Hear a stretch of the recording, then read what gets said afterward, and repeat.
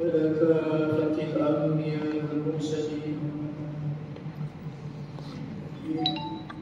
وإلى سادتنا أبي بكر وعمر وعثمان وعلي وبقية الصحابة والقرابة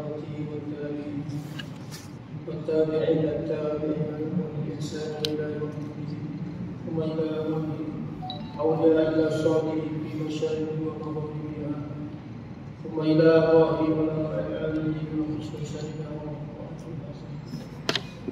ومشايخنا ومعلمنا ومعلمنا ولأمهاتنا ولأمهات أبنا وأخواتنا وإخواننا ولجيراننا ولمن أحسن إلينا ولمن نصرنا ولمن أوصانا بالدعاء والجميع المسلمين والمسلمات والمؤمنين والمؤمنات شيء لله الفاتحة. بسم الله الرحمن الرحيم الحمد لله رب العالمين الرحمن مالك يوم الدين إياك نعبد وإياك نستعين اهدنا الصراط المستقيم صراط الذين أنعمت عليهم غير المغضوب عليهم ولا الضالين. بسم الله الرحمن الرحيم اللهم إني أسألك من وجه الله العظيم الذي ملك عرش الله العظيم وقامت به أعوانه الله العظيم أن تصلي على مولانا محمد بقدر الله العظيم وعلى آله بقدر عظمة ذات الله العظيم في كل لحظة ونفس عدد ما في علم الله العظيم صلاة دائمة في دوام الله العظيم تعظيما لهمك يا مولانا يا محمد يا ذا الخلق العظيم والسلم عليه وعلى آله مثل ذلك واجمع بيني وبينه كما جمعت بين الروح والنفس ظاهرا وباطنا يقودة ومناما واجعله يا ربي روحا لذات موجب في الدنيا قبل الآخرة العظيم. بسم الله الرحمن الرحيم الحمد لله رب العالمين والصلاة والسلام على أشرف الأنبياء والمرسلين سيدنا ومولانا محمد وعلى آله وصحبه أجمعين. سبحانك لا علم لنا إلا ما علمتنا إنك أنت العليم الحكيم ولا حول ولا قوة إلا بالله العلي العظيم ولا حول ولا قوة إلا بالله العلي العظيم ولا حول ولا قوة إلا بالله العلي العظيم. ربنا افتح بيننا وبين قومنا بالحق وأنت خير الفاتحين. رب اشرح لي صدري ويسر لي أمري واحلل عقدة من لساني يفقهوا قولي. Dimuliakan Tuan Imam, Tuan Bilal, ahli jemaah Maghrib, Masjid Indah, dan tuan-tuan, bapak ibu-ibu dikasihi oleh Allah Subhanahu Wa Taala. Marilah kita sama-sama beriktikaf di masjid yang mulia ini dan kita sama-sama bersyukur kepada Allah Subhanahu Wa Taala kerana masih lagi memberi nyawa kepada kita, memberi kehidupan kepada kita, dan kita dijemput oleh Allah tiap-tiap waktu dapat melakukan menunaikan solat. Yang mana sembahyang ini ulama membuat perumpamaan seperti raja menjemput kita. Raja menjemput kita tiap-tiap waktu untuk diberi hidangan yang istimewa. Cuba bayangkan tuan-tuan kalau kita dijemput tiap-tiap waktu dapat pergi istana negara dan tiap-tiap waktu disediakan makanan yang sedap-sedap. Tentu kita maksudnya menikmati makanan yang berbagai jenis itu dengan percuma saja. Mari kita bayangkan kita makan daging, ada sopnya, yang kita makan lauk-pauknya, dengan kuih-kuih, dengan buah-buahannya. Bagaimanakah rasa kita ketika itu? Jadi ulama dibuat perumpamaan itu. Begitulah tuan-tuan kita sembahyang. Bagi orang yang asyik dalam sembahyang, dia suka lepas sembahyang dia sembahyang. Ini orang yang iman dia sempurna lah tuan-tuan. Orang begitulah bandingan seperti dia menikmati makanan yang sedap-sedap.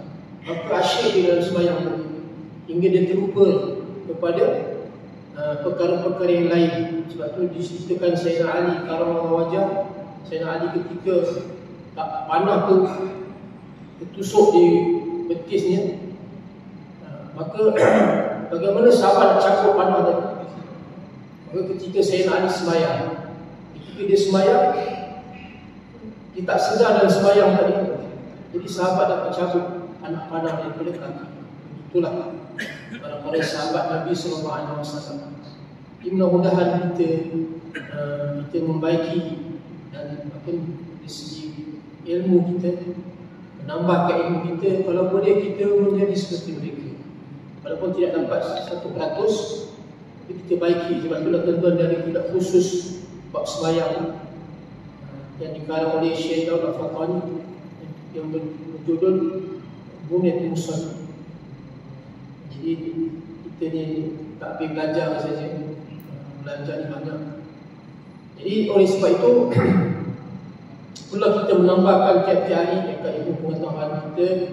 Sebagaimana juga disebutkan dalam Quran, Allah SWT memerintahkan kepada Nabi memohon kepada Allah SWT, Rabbi zidni ilma, Rabbi zidni. Jadi sebelum saya nak bahas tajuk dalam kitab Penuh Bagi Hati ini, tajuk masih lagi kita dalam tajuk mengenai faraj kemaluan. Bila kita sama-sama mendengar qasidah Al-Jalaliyah daripada kalangan daripada guru saya Allah yarham Syekh Ahmad Jamhuri. Mudah-mudahan dengan kita mendengar qasidah ini yang untuk puja kepada Rasulullah dan ada zikir kepada Allah SWT akan menyembuhkan penyakit-penyakit kita, penyakit di akhir zaman. Penyakit kadang-kadang kita berzikir, kita sembahyang pun belum tentu kita dapat ubat penyakit itu. Tapi mungkin dengan sebab kita rasa cinta, menambahkan kecintaan kita kepada Rasulullah, mudah-mudahan itu menjadi penyembuh bagi penyakit kita. Jadi kitab ini pun tajuk dia untuk membersihkan hati. Kerana tuan-tuan kita kena ingat, perempuan kita kena ingat bahawasanya kita ni nak balik jumpa Allah SWT, semua kita masing-masing akan bertemu Allah. Nampak lalu kita masih balik jumpa Allah Ta'ala, mestilah kita datang dengan hati yang sejahtera. Ma yanfa'u malun wala banun illa man atallaha biqalbin salim. Tidak datanglah, tidak bermanfaatlah apa yang kita usaha kita himpunkan di dunia ini, dengan kebanggaan kita, dengan anak-anak kita yang berjaya, kan, dengan keluarga yang bahagia, bukanlah sekadar pernah beruntung itu, tapi yang mana mereka datang kepada Allah dengan hati yang sejahtera, yang penuh kecintaan kepada Allah SWT. Bismillahirrahmanirrahim. Nabiyuna Rasulullah wa syafi'una Habibullah wa maulana Khalilullah alaihi salatuna ya Allah. Rasulullah kalimullah wa ala anbiya'illah. Rasulullah Safiyullah imamul muttaqin Allah. Atana rahmatul muhdah fa amanna bihi ya Allah ya Allah. Fawafiqna wa akrimna bi husna wa ridha ya Allah. Ilahi afina jam'an minal amrabi ya Allah. Ilahi, jadi biasa kita gunakan berdoa, biasa kita dengar doa, kita berdoa dengan ulama-ulama berdoa dengan lafaz Allahumma. Allahumma, asalnya Allah itu lafaznya daripada ilah. Ilah, jadi disambung tambah alif lam di awal, lam yang kedua, ditukarkan ilah itu pada hujung menjadi mim. Allahumma. Di apa mana Allahumma? Mana wahai Tuhan zat yang kaya daripada tiap-tiap lain, yang lain semua berhajat kepada ini. Tetapi kalau dalam sebut lafaz ilah, ilah ni Tuhan. Maka apa beza orang-orang yang sebut Allah dengan ilah ataupun Rabbi? Lafaz Rabbi ini saya teringat satu orang tuan guru di Melaka sana, orang Gua Haji Ghaus. Dia mengatakan ilah ataupun kita sebut Rabbi ini yang orang yang rapat, yang dekat dengan Allah. Sebab Allah SWT disebut dalam hadis, Allah Ta'ala malu sekiranya orang yang menyebut nama Rabbana, Rabbana, Rabbana, sekiranya tidak diperkenankan doa. Itu juga orang yang menyebutkan Ya Arhamar Rahimin, Ya Arhamar Rahimin, maka aku malu tak memperkenankan doa. Jadi orang yang rapat yang kenal Allah Subhanahu Wa Ta'ala disebut Ilahi. Wah yang mendidikku, yang mentarbiyahku, yang mengatur kehidupanku. Afina jama'an, afiatkan kami sekalian ya Allah, minal amradi ya Allah, daripada apa? Daripada segala penyakit zahir dan batin. Kerana hati ini kalau penuh penyakit, maka dia tak sejahtera tuan. Kerana hati ini seperti jantung, seperti raja.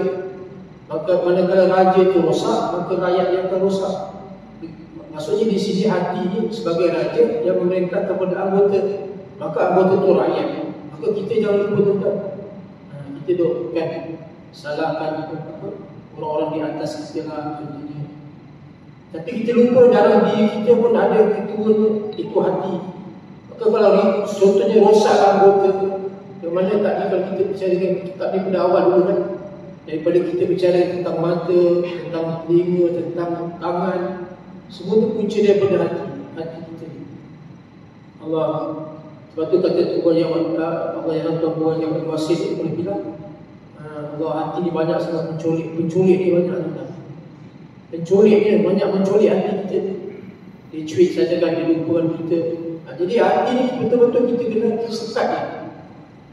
Kita kena tumpukan kepada Allah Subhanahu Wa Taala seboleh-bolehnya tiap-tiap nafas ni. Tiap-tiap ketika, tiap-tiap saat, maksudnya kalau keadaan susah, senang, dalam keadaan bahagia ataupun nikmat, tak lupa kepada Allah. Jadi kita minta kepada Allah hilangkan penyakit kita dengan berkat dan serupa daripada apa? Wa tahhirna minal auzar, dan sucilah, hapuskan daripada dosa-dosa hati. Ini yang kita nak bicara, kita tak pernah bagi hati tuan-tuan. Ini nak fokus hati, dia tidak boleh kita kata bertukar tajuk kan. Contoh ini tajuk. Bab hati ni saja kalau kita kata bab hati kan, Nabi SAW ketika di Mekah membetulkan hati pada bersahabat dengan akidahnya, dengan imannya selama 23 tahun, bukan 1 tahun, bukan 1 hari. Ini kalau kita kaji lah kan, kalau kita kaji dalam-dalam dengan halus kan, dengan tak berapa dengan apa kita berhenti dan mau tengok. Bagi ini disebutkan tak perintah sembahyang kita tak betulkan hati 23 tahun. Jadi sebab apa hati ini penting? Kerana hati inilah yang dikatakan hati rohani inilah yang akan balik jumpa Allah SWT. Manakala kalau sekiranya dia tidak betul kat sini, dengan dia menyelirik, mengikutkan hawa nafsu dan syaitan, dunia dan makhluk sebagainya, maka ini bahaya. Maka dia akan jumpa dengan Allah SWT dalam keadaan dunia sudah. Sebab itulah Nabi Adam ketika di langit yang pertama, Nabi Adam manakala dilihat oleh Nabi SAW, Nabi Adam pandang sebelah kanan, Nabi Adam suka gembira, berseri-seri wajahnya. Lalu dia tanya kepada Nabi, bertanya kepada malaikat Jibril, kenapa Nabi Adam senyum ketika pandang sebelah kanan? Kerana dia melihat zulat-zulat dari yang orang-orang yang soleh, orang yang taat kepada Allah SWT. Tapi manakala dia pandang sebelah kiri, maka dia berduka cita, dia sedih. Maka Nabi tanya kepada malaikat Jibril. Jadi ini menunjukkan dalil bahawasanya setiap kita ada guru yang menunjukkan kepada jalan yang sebenar. Kerana kalau tidak ada guru, syaitan. Nabi sendiri itu pun berguru, ada gurunya. Kan tak ada Nabi terus belajar ke Allah Ta'ala. Walaupun hakikatnya semua daripada Allah, tapi Nabi bertanya kepada malaikat Jibril. Ini menunjukkan dalil besar bahawasanya mengatakan setiap kita kena ada guru. Maka Nabi bertanya kenapa Nabi Adam pada sebelah kiri dia menangis, dia berduka cita, dia katakan bahawasanya dia pandang sebelah kiri itulah cucu anak-anak cucu dia yang melakukan kerosakan di bumi. Tak kira apa bangsa pun kan, apa warna kulit itu tetap dia anak cucu Nabi Adam. Maka inilah punca yang menjadi kerosakan tuan. Ulama mengatakan sebab salah satu dari tiga sebab yang menjadi fitnah yang berlaku di muka bumi ini. Kerana yang pertamanya syuhun muta'un. Apa maksud syuhun muta'un? Maksudnya dia ikut tamak yang diikuti. Ikutkan ketamakan dunia, rakus kan, rampas harta tanah orang kan, bunuh orang, sanggup. Ini kerana dikuasai oleh syaitan. Syuhun muta'un. Yang kedua, hawa mutaba'un, hawa nafsu yang diikuti. Dia tak sekat hawa nafsu dia tak lawan. Ini penyakit ni. Inilah penyakit yang dikatakan akhir zaman yang kita wajib kena ubati. Kerana yang risau, saya bukan saya ni cakap orang pun, termasuk diri saya risau. Kerana sekiranya tidak selesai di dunia ini penyakit-penyakit ini, maka dia tak selesai dalam tubuh. Kalau penyakit kasar, darah tinggi, kecil manis semua tu seperti kita dah ulang-ulang kan, sekian lama dah kita beritahu. Dan Ustaz lain pun tuan-tuan beritahu kan banyak. Ini bukanlah kata tuan-tuan, saya kita nak kata kat diri kita. Tak selesai dekat dunia ini, maka dia tak selesai ke akhirat. Kalau jasad, penyakit jasad, alhamdulillah kan, kita menanggung sengsara sekadar dulu kita, mungkin kita sakit 20 tahun, 10 tahun kan, mungkin itu sebelum ni kita siap. Tapi kalau sekiranya penyakit hati kita masih lagi ada, seperti saya kata dia suhun muta'un, hawa mutaba'un. Kemudian yang ketiga apa, penyakit hati ni, apa ni, i'jabul mar'i bi nafsihi. Dia menakjubkan diri dia. Maksudnya dia yang betul, dia tak terima orang dia rasa dia yang betul. Jadi pendapat orang lain dia tak boleh terima. Ini bahaya, penyakit bahaya, dan menyebabkan kita besok akan sengsara dalam perbuatan yang susah. Ini bukan saya menghukum, saya bukan penghukum, tapi ini disebut dalam hadis-hadis Nabi banyak, dan ulama pun suruh dijaga, dan dalam Quran pun ada benar sendiri. Sebab itu Allah Ta'ala sebut dalam surah Qiyamah, bal insanu nafsi basirah walau alqa ma'adhirah. Bal insani nafsi basirah. Bahkan manusia itu, insan itu yang bernama hamba Allah itu ada mata hatinya, basirah, mata dalaman yang lebih luas daripada mata luaran. Mata luaran dia boleh lihat sampai ke sana. Ujung kan, kalau macam saya dah rambut, lepas tu pakai spek mata, kan tak pakai spek, tak nampak yang dekat-dekat. Mungkin dia boleh nampak jarak kalau dia lebih jauh, dia nampak ujung tu. Tapi mata hati ni tuan-tuan, kalau sekali dia sucikan mata hati dia punya penyakit-penyakit, maka dia lebih luas daripada mata pemandangan dia. Kan, contoh kalau kita tidur lah, kita mimpi macam-macam, kita mimpi kan. Sampai ke USA lah, kita pergi kan, ke Angeles. Kita boleh nampak dia, nampak Mekah dia kan. Itu dah ada bahawasanya mata hati kita. Jadi mata hati yang luas ni lah, dia nampak siksaan kubur, dia nampak nikmat kubur, dia nampak padang mahsyar. Kalau sebut padang mahsyar dia takut. Kalau sebut syurga dia gemar. Kalau sebut diceritakan azab kubur, azab neraka dia minta pelindung Allah SWT. Ini Rasulullah SAW. Nabi kalau sekiranya membaca ayat-ayat rahmat, syurga Nabi minta. Ayat rahmat Nabi minta rahmat. Manakala ayat-ayat azab, maka Nabi minta pelindung. Allah, ini daripada hasil apa tuan-tuan, daripada hilang penyakit-penyakit. Ilahi ma ilahi firma al-abwain, ilahi hamhuma ya Allah, ilahi sur jami'al hal, wa la takshif bina ya Allah. Ampunlah ibu bapa kami ya Allah, rahmatilah mereka berdua ya Allah, tutupilah kejelekan kami ya Allah, janganlah ditampakkan kekurangan, dosa-dosa kami, yang mana dosa-dosa itu mengaibkan kami, dan dosa-dosa itu kan lebih-lebih lagi di ayat akhirat esok. Mungkin kat dunia dia lepas, tapi yang takut dia minta apa? di hari akhirat Tuhan tunjukkan segala dosa-dosa. Lepas tu penting pada tuan-tuan kita banyak menutup kesalahan orang lain, jangan nampak kesalahan orang lain. Yang lagi penting kita minta diampunkan dosa ubat kita. Mungkin pada masa-masa mereka mendidik kita, mungkin ada kecuaian, minta ampun daripada kecuaian mereka, dan kita tetap kesian keras walaupun dia tu orang bukan Islam. Kan ada setengah orang Islam daripada asal Islam kan, bapak dia tu bukan Islam, tetap dia kena buat baik kepada ibu bapak dia, mendoakan. Ini ajaran Islam. Ini ajaran Islam, biasa meminta ampun pada ibu bapa dia.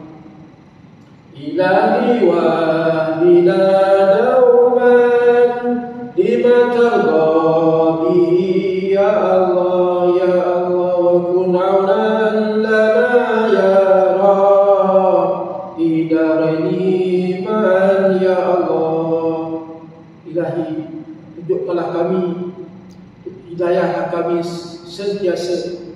Maknanya minta pada Allah ni tunjuk sentiasa.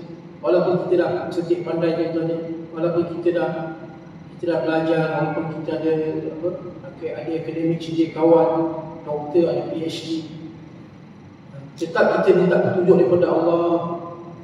Untuk apa tuan-tuan? Lima tarda bihi Allah, kepada jalan yang Allah Ta'ala redha. Kadang-kadang kita ni mungkin kita rasa benda tu seperti adat kan, ibadat satu ibadat ni dengan adat dia ada dua berbeza.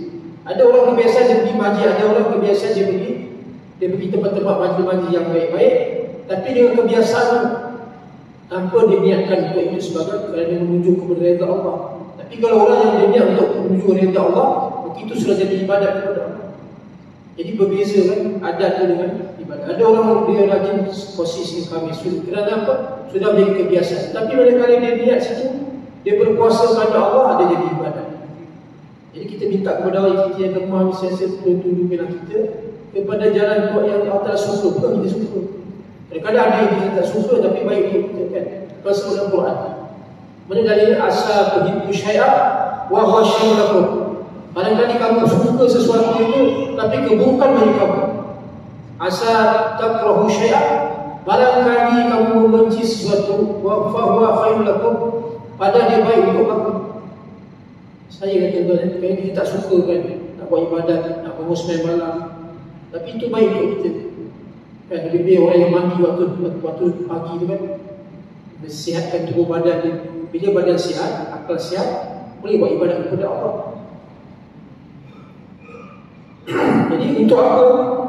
Untuk kita besok menjadi supaya ya Allah Engkaulah penolong kami ya Allah, dan dunia serta akhirat, bukan setakat di dunia dan di akhirat Allah. Sebab itulah kita ni kan boleh buat ibadat dengan pertolongan daripada Allah. Jangan kita rasa tuan-tuan kita boleh buat ibadat ni kerana bijak kita. Jangan kita rasa kita boleh buat ibadat ni kerana daya upaya kita, kekuatan kita, rajin kita. Salah. Kerana setiap yang kita dapat melakukan ibadat, setiap yang dapat kita bergerak, setiap yang kita bernafas, semua itu dengan izin daripada Allah, pertolongan daripada Allah. Itu. Kemudian wa anzilna bi firdausi bi kubi Muhammadin ya Allah. Wa anzilna, dan besok kelak supaya kami diturunkan, maksudnya kami diletakkan, dimartabatkan di Firdaus. Sebab itulah Nabi SAW bersabda, sekiranya kamu nak minta syurga, minta syurga Firdaus. Kerana di situ ada apa? Di situ adanya Nabi SAW dan para Nabi yang lain, pada Siddiqin, Syuhada, Wasalihin. Itulah syurga yang paling tinggi. Minta Firdaus. Sebab maksudnya dalam ibadat ni, jangan kita nak macam kita kata apalah kan. Lepas tu dalam ibadat ilmu fiqh, setiap orang yang sebenarnya sahab depan kan, kalau ada kita tengok ada kosongan sahab depan, dia jangan ditolak orang. Selagi kita tak ada depan, makruh.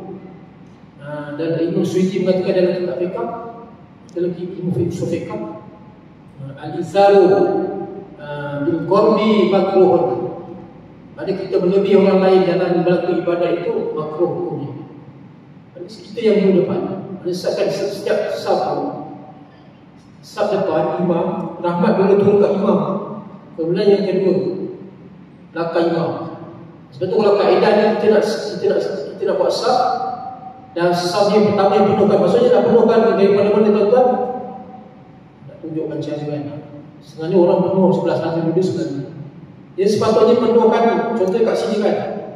Jadi kita yang baru datang ni sini. Maksudnya dia penuhkan macam ni. Maksudnya dia penuhkan macam ni, bukan dia pengunjung saja begini. Jadi sebenarnya sini terlompong, sini terlompong. Situ maksudnya dia penuhkan begini kan. Maksudnya dia bukan rapat yang sebelah sana, dia rapat ke sini, yang sebelah ni dia rapat ke sini. Itu kaedah. Kerana sekiranya saf itu berlubang-lubang, Nabi kata, aku takuti di sebelah tentu ada syaitan. Aku nampak ada kambing hitam, ada syaitan. Betul kalau guru saya di pondok dari Manasas itu terbuat Jasyir oleh orang Kedah. Dalam kitab dia menyebutkan ittisalul manakib bin manakib, berhubung saf kita bahu kan, panas lah kita rasa panas kan. Itu sebenarnya panas dalam jiwa kita. Sebenarnya kalau kita ni orang yang bukan Islam, kita rapatkan bahu kita dengan bahu saf kita yang lain. Kenapa tuan-tuan? Kerana bila kita rapat, waktu masuk satu sama lain. Apa faedah hikmah dia? Dia akan datang kasih sayang di antara kita. Itu rahsia dia. Itu jarang-jarang kita dengar. Bukan nak bangga, bukan saya nak bangga, tapi saya jarang dengar orang ulama-ulama insyaAllah. Itu adalah kitab. Sebab itu kita kena ambil ilmu ni daripada ulama-ulama dulu, kerana mereka tahu rahsia-rahsia kenapa mereka disuruh begitu. Lepas tu rapat. Jadi kalau kita tengok satu dengar-dengar itu, maksudnya hati kita macam benar. Lepas tu guru saya dulu kan, dia tak sebut sawu sufu fakum, dia tak pernah sebut. Tapi manakala kita sembahyang Isya jemaah, jadi rapat. Pasal penerangan dia itu dengan penuh kasih sayang. Jadi roh kita tu rapat sama rapat. Itu salah satu daripada karamah lah kan. Tapi kita imam kena sebutlah. Tasawwur sufufakum fa innaha min tarasul. Rapatkan saf kamu, betulkan saf kamu. Tengok Sayyidina Umar kan ketika saf itu datang ke pedah, cek mana tak lurus. Jadi daripada solat itu, daripada semayang itu mencerminkan. Ini tuan-tuan, supaya kita besok sama-sama dapat masuk sujud Firdaus. Jadi sujud Firdaus ni tempat yang ada di Nabi SAW. Itulah sebenarnya kita kena. Maksudnya di sini saya nak beritahu, jangan kita dalam masalah ibadat ni tidaklah kita berlumba-lumba. Fastabiqul khairat, dalam berlumba-lumba dalam kebajikan. Itu syarah qasidah ni tak ada, belum masuk kitab ni. Kemudian dan zul wajhaka bagi bihubbil Mustafa Ahmad, ya Allah, supaya nanti kita dapat melihat wajah engkau di situ. Sebab itulah nikmat pemuncak daripada segala nikmat. Ulama mengatakan, Nabi mengatakan juga dalam hadis. Jadi ulama ambil dari Nabi lah. Tidak ada kemuncak nikmat yang sebesar-besar nikmat dalam syurga ialah melihat Allah. Ketika itu makan minum kita walaupun dah enak dah kan, dapat bidadari, dapat mahligai istana dengan kenderaan kita besok semua dengan tak payah pakai petrol, dan kita nak terbang ke sana kemari, semua dah suruh dah nunggu dah dalam dunia. Tapi kemuncak yang sebesar nikmat ialah melihat zat Allah SWT. Ini bukan cerita dongeng, ini cerita betul. Memang ketika itu nikmat, tak itulah Nabi pernah bayangkan macam ini. Tapi Nabi bagi adat, Nabi bagi bayangan, bagi kiasan. Dalam hadis sahih, satarawna rabbakum kama lailatul badri. Satarawna rabbakum, selagi akan kamu melihatkan zat Tuhan kamu, kama tarawna, sebagaimana kamu melihat lailatul badri, seperti orang yang melihat bulan purnama. Kalau kamu tengok super kan, dan kita tengok di internet kan, ada orang kata malam ni super keluar, tengok asyik, jadi seronok. Jadi bayangkan ketika kita dapat tengok wajah Allah SWT. Jelas sepatutnya cita-cita kita, tumpuan hati kita di sini. Kemudian ala Ahmad, ala salatullah ala nabi salamullah wa aliman sahabatihi dawam man sara madan ya Allah.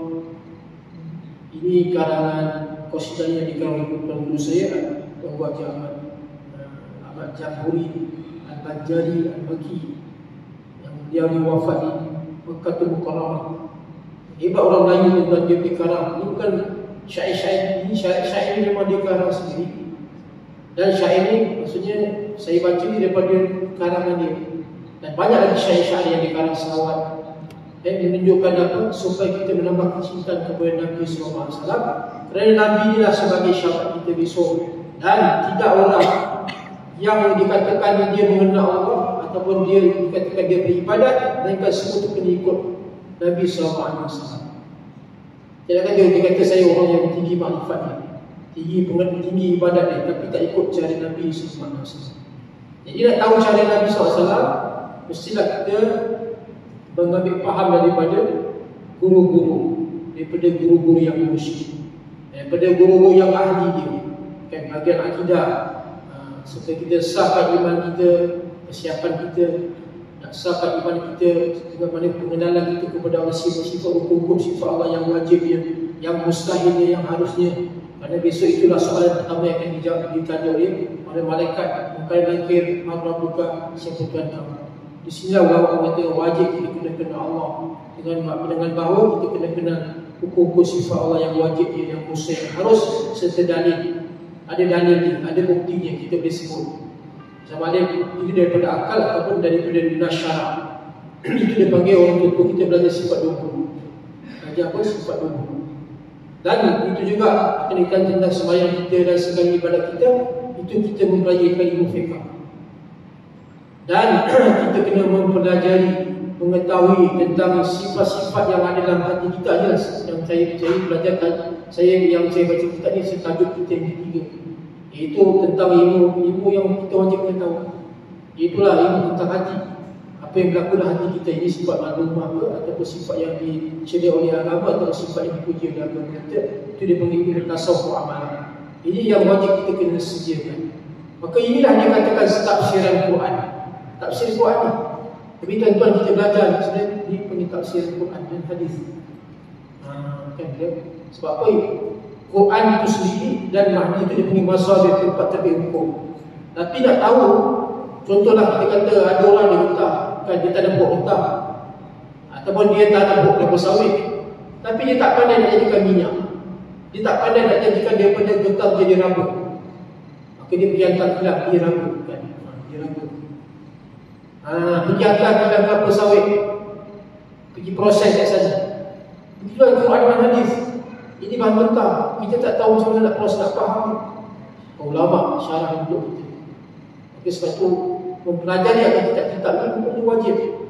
Kan? Sebagaimana dalam kaedah fiqh, ma la yatimul wajib illa bihi fa huwa wajib. Tidak sempurna yang menampai pada wajib itu lagi hukum jadi wajib. Tuan-tuan nak berwuduk, kan? Nak berwuduk, tak ada air boleh tak nak wuduk? Kalau tak ada air betul-betul kita yang mula kan? Tapi bagaimana nak wuduk? Jadi adakan paip, adakan kolam, dan sediakan apa kita kata penyelenggaraannya kan, tentang untuk mengadakan air tadi hukumnya wajib. Satu yang sampai berwajib hukumnya wajib. Tuan-tuan nak pergi datang, nak pergi masjid, nak mempelajari ilmu yang wajib kan? Jadi dibaca wajib. Maka datang ke rumah masjid itu dengan apa wasilah? Kereta kan, takkan nak jalan kaki jauh-jauh kan? Kalau rumah sebelah tak apa. Jadi hukumnya tuan-tuan naik kereta dapat hukum wajib. Allah, pahala wajib pula dapat pahala. Wasilah untuk sampai pada wajib hukumnya wajib. Itulah. Dan sebab itu saya nak tekankan kat sini kan, pada ilmu ni alhamdulillah. Jadi kita sikit-sikit belajar tentang sambungan daripada tentang faraz ini, tentang kemaluan. Kita dah sampai kepada cara bersyukur. Macam mana kita nak syukur dengan menjaga anggota farad ini. Itu sebab tu pengarang kitab ni Syekh Abdul Qadir Mandiri menyatakan kitabnya bermula mensyukurkan ini farad ni, anggota, maksudnya anggota farad kita lah anggota 7 kita ni dia akan dipertanggungjawabkan besok, akan ditanya oleh Allah, akan dibangkit besok walaupun dia dah kena makan dengan tanah, tetapi dia akan dikembalikan jasad kita. Bagaimana caranya? Daripada tulang belakang kita, tulang sumbi kita. Jadi tulang sumbi DNA kita. Jadi besok dia ketika tiup sangka kala yang kedua, kata setengah yang ketiga akan disambungkan balik besok. Itulah Nabi Allah Isa AS. Nabi Allah Isa ketika dia berdiri di satu kubur, maka dia menyeru kepada ahli kubur itu. Dia kata, ya sahibal qabri, wahai tuan punya kubur, qum bangkit. Jadi ketika dia seru kali pertama, dengar di dalam kubur itu bunyi. Kemudian dia seru kali kedua, ya sahibal qabri, wahai tuan punya kubur, qum bangkit. Maka kubur itu terbuka. Maka dia seru kali yang ketiga, ya sahibal qabri, qum, wahai tuan punya kubur, bangkit, qum bangkit. Jadi bangkitlah orang yang dalam kubur yang mati tadi, bangkit dengan keadaan kusuk masa. Maka ini menunjukkan salah satu daripada mukjizat Nabi Allah Isa AS. Dia boleh hidupkan orang mati. Tak pelik. Sebab tu tuan-tuan besok kalau Dajjal datang kata saya boleh hidupkan dia, dia tanya balik lah, kalau hidup orang mati, Nabi Isa boleh hidup orang mati. Tapi cuba kamu Dajjal besok kan, kita minta kepada dia, baiklah kamu boleh hidup orang mati, cuba kamu datangkan mata kamu yang sebelah kan. Dia tanya balik kan. Contohnya lah kan, dia kata dia hebat. Jadi kenapa mata dia sebelah? Mata dia kan buta sebelah kiri buta, mata dia buta. Kembalikan mata kamu, maka dia pun lemah, tak boleh datangkan mata. Adakah kamu nak ikut seperti Dajjal sendiri, yang matanya sebelah lagi tak, yang mata buta sebelah, dia tak nampak sebelah? Maka jadi cerita tadi, Nabi Allah Isa boleh hidup orang mati. Dia sering 3 kali tuan-tuan baru hidup. Jadi ini menunjukkan apa? Allah Ta'ala bagi kekuasaan kepada dia boleh hidup orang mati. Maka Nabi Allah Isa dia tanya kepada orang mati tadi, kenapa aku seru kali ketiga baru kamu bangkit? Maka kata Nabi Allah Isa, wahai Nabi Allah, kata orang mati tadi, wahai Nabi Allah, kau seru kali yang pertama segala daging-daging aku, segala kuku aku, segala rambut-rambut aku tak berjantung. Maka kau seru kali yang kedua, nyawa aku dikembalikan oleh Allah. Kamu seru kali yang ketiga, ni akhirnya kau bangkit. Tunjukkan apa tuan-tuan, di sinilah kita kena jangan kita botol-botol kuku buang di tong sampah. Jangan kita potong kedai rambut kita di kedai, kita sepak-sepak kat situ. Besok lagi bos saya datang dengan keadaan kita yang kotor. Itulah orang dulu kalau pergi gunting rambut kat kedai, suruh tukang gunting tu pukulkan di tanah, kuku dia pula tanam kan. Ada setengah ulama, sebab ada ulama kata wajib tanam. Ada setengah mazhab yang lain daripada mazhab kita sunat. Kalau kita mazhab Abu Hanifah, wajib dia tanam kan. Segala-gala yang keluar daripada tubuh badan kita. Sebab apa ini nak ceritakan apa? Nak jaga anggota ni. Kita kena jaga anggota dia, hatta kita punya segala yang Tuhan jadikan ni. Jangan katakan nak jaga daripada benda maksiat kan. Jaga daripada dia tercemar apa, kita kena jaga juga. Ini kalau orang dulu halus. Tapi keberkatan mereka kan, kehidupan mereka rasa tenang, hati mereka boleh duduk dalam ibadat yang rasa seronok. Kerana inilah fungsi mereka menjaga daripada zahir dan batin. Ini tak susah tuan-tuan. Adakah kata saya memberatkan tuan-tuan tak? Tapi kita tengok hasilnya tadi, tuan-tuan dia akan rasa ketenangan dalam hati tuan-tuan. Itu juga orang ambil wudu kan. Orang ambil wudu dengan jimat cermat. Kalau boleh dia ambil wudu dalam kolam, air kat bawah bazir. Lain dengan cara orang yang ambil wudu yang kat dalam bazir. Kalau dia ambil air sedikit kan, setengah dua orang boleh ambil air sedikit. Nabi SAW ambil air satu cupak. Wudu satu cupak. Kiraan sekarang Allah Alam satu cupak. Kita boleh tengok tuan-tuan di Google dan internet dia. Kiraan dia satu cupak berapa banyak 20 liter air. Mandi wadah besar dengan satu bantah. Maksudnya apa di sini? Nabi tak membazirkan air. Jadi cuba tuan-tuan tengok kalau kita ambil wuduk dengan keadaan tak membazirkan air, dengan kita membazir air lain dia punya iman. Ini cara kita nak nak cerita, nak kaitkan dengan kita mensyukurkan ikan kelima anggota tadi. Kalau kita bazirkan anggota kita dengan pandangan yang haram, dengan pendengaran yang haram, dengan berkata yang haram, dengan kita menggunakan di atas jalan yang haram, mana kita dah bazirkan waktu kita di situ. Tuan-tuan inilah dua pun kena mujahadah. Saya, tuan-tuan, puan-puan, kat ibu, semua kita kena mujahadah. Kerana kita kena bersungguh-sungguh dan kita kena perangi hawa nafsu kita. Nanti kita akan berjaya, kita akan nampak asyik besok. Macam orang dulu kan, orang dulu dia susah payah bina penempatan kan, dulu datang Kuala Lumpur kan, buka tanah setinggal, susah kan, maksudnya nak buat rumah. Kalau kita tengoklah dekat Mekah sana, ada kampung sana, kampung Kijian. Orang-orang Melayu kita buka, lagi susah. Rumah tak mungkin nak pikul batu dari bawah ni, lagi susah. Tak masuk lagi. Baru tak sampai satu ayat ni.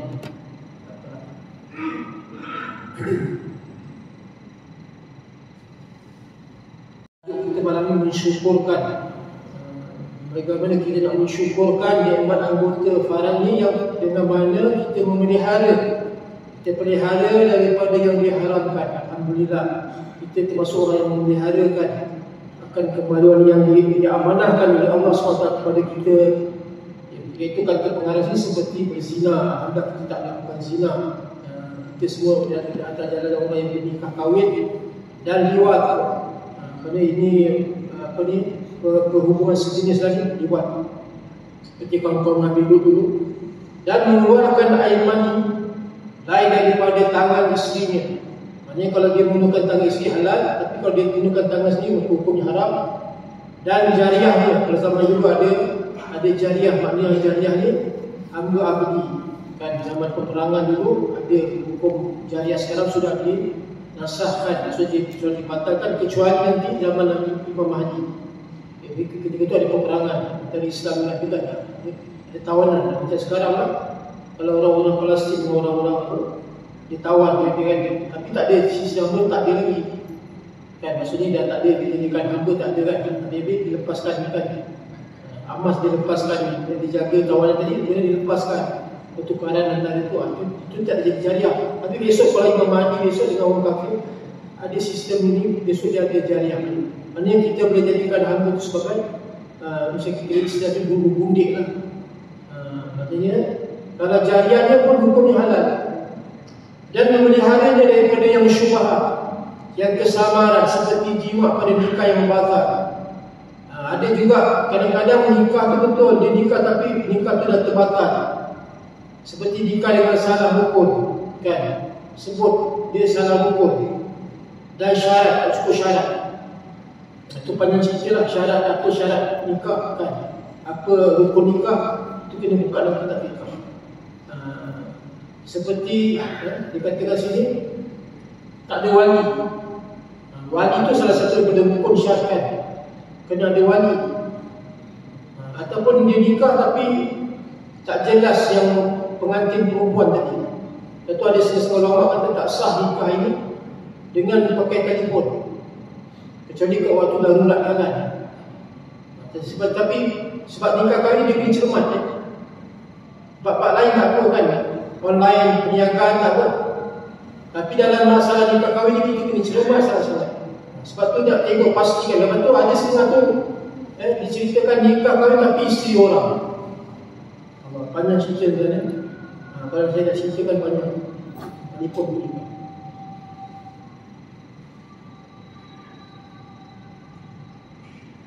Dia dah habis azan ni, dia ada azan sini.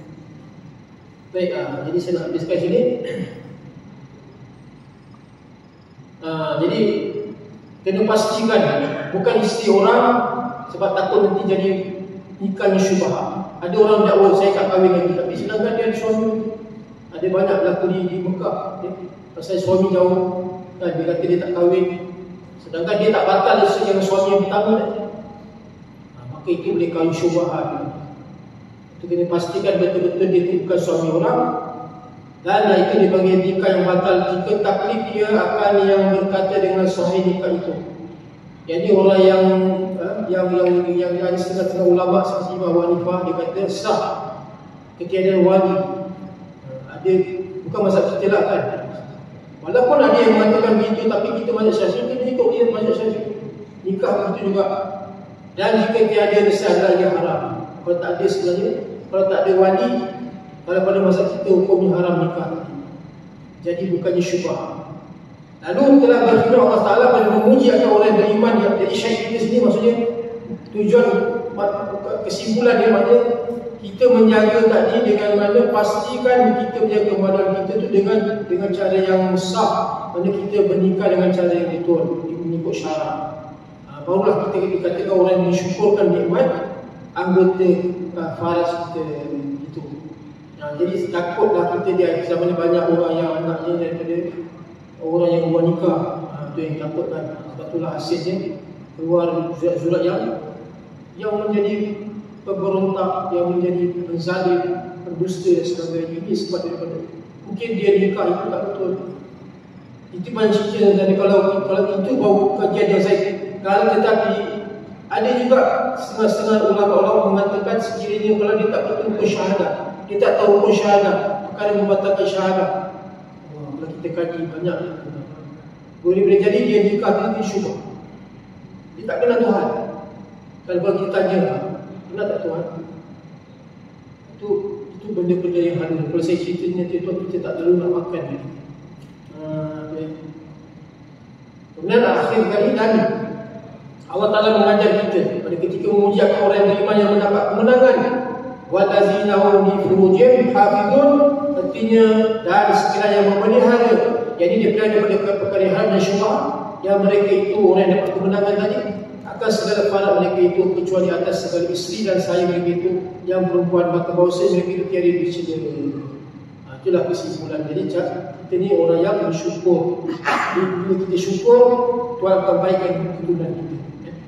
Tuhan akan baikkan, akan datang keturunan kita dengan sebab kita syukur kepada Allah. Kepada aku family yang bahagia kan dunia dan akhirat. Kita minta kepada tuan-tuan, kita minta kepada Allah siapa yang boleh tolong kita menikah dengan berkat Rasulullah. Jadi mudah-mudahan Allah ampun dosa kita.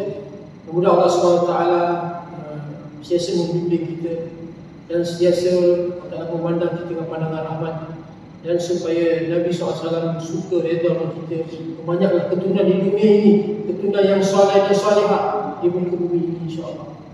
Nanti insyaAllah kalau ada panjang umur kita ada lagi rezeki dan kita yang ilmu, maksudnya dari sempurna dari farah itu melainkan dengan memelihara mata melihat dan banyak amal. Wallahu ta'ala a'lam bishawab wa ilaihi al-hukm. Bismillahirrahmanirrahim. سيدنا محمد وعلى آله وصحبه أجمعين. اللهم